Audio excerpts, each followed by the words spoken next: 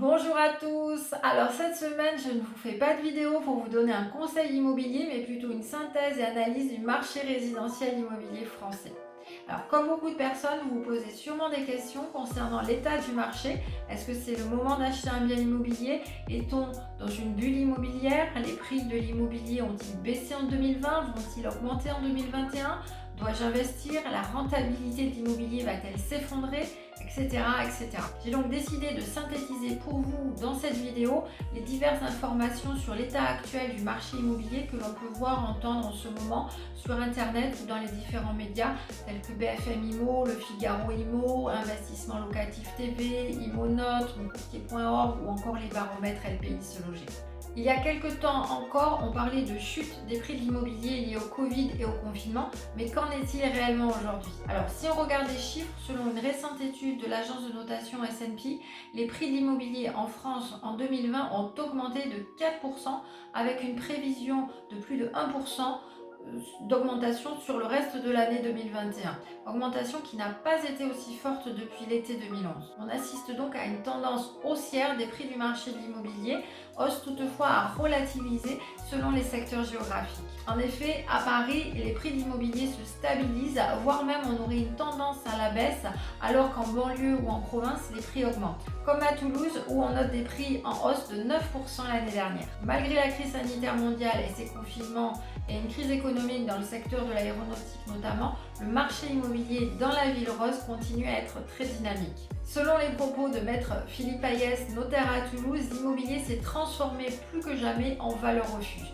Et beaucoup de locataires ont sauté le pas et se sont décidés à acheter. Et d'autres personnes ont également décidé d'investir dans la pierre plutôt que sur les marchés financiers. On parle aussi beaucoup du retour en force des villes moyennes sur le marché immobilier, avec aujourd'hui beaucoup de Français qui sont prêts à s'éloigner. Alors plusieurs raisons à cet exode rural.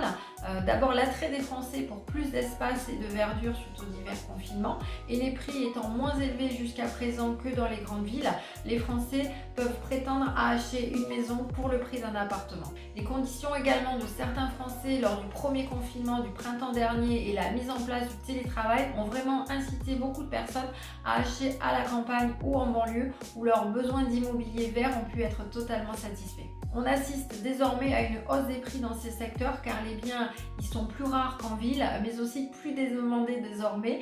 Donc si on a peu d'offres, on a un marché soutenu et la hausse des prix. On a parlé du marché de l'immobilier ancien, maintenant on va faire un tour sur le marché du neuf. Là aussi, on constate une pénurie des offres de logements neufs du fait du recul des mises en chantier, de la baisse des permis de construire dû à des reports de certains projets immobiliers. Il y a des changements d'équipe municipale notamment. Toujours pareil, la rareté fait que les prix augmentent. Je vous mets un lien sous la vidéo vers un tableau des prix moyens au mètre carré habitable des logements neufs issu du baromètre conjoncturel de la Fédération des promoteurs immobiliers de France de mars 2021. Je profite ici pour rappeler aux primo-accédants à la propriété qui souhaitent acheter un logement neuf qu'ils peuvent bénéficier d'un prêt à taux zéro de l'État pour cette acquisition. Côté investisseurs, ils sont toujours présents, français ou étrangers, à l'affût de bonnes opportunités à saisir pendant cette crise.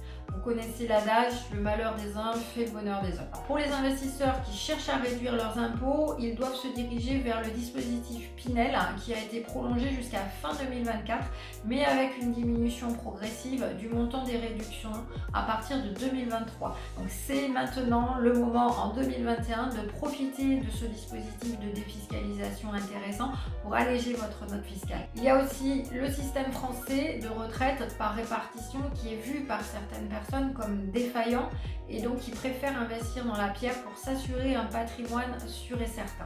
Toujours cette idée de valeur refuge. Selon le courtier Laurent Gomez chez Vous Financer, on voit même de plus en plus de jeunes dès 25 ans investir dans l'achat d'un logement avant même l'achat de leur résidence principale et dans le but de se créer une retraite par capitalisation. Alors justement, du côté des financements immobiliers, même si les prix immobiliers augmentent plus vite que le pouvoir d'achat des Français et qu'on constate évidemment une vigilance des banques en termes d'accords de crédit immobilier, il n'y a pas non plus de frein et il est toujours intéressant d'emprunter pour acheter un bien immobilier. Les taux d'intérêt sont restés bas depuis un an.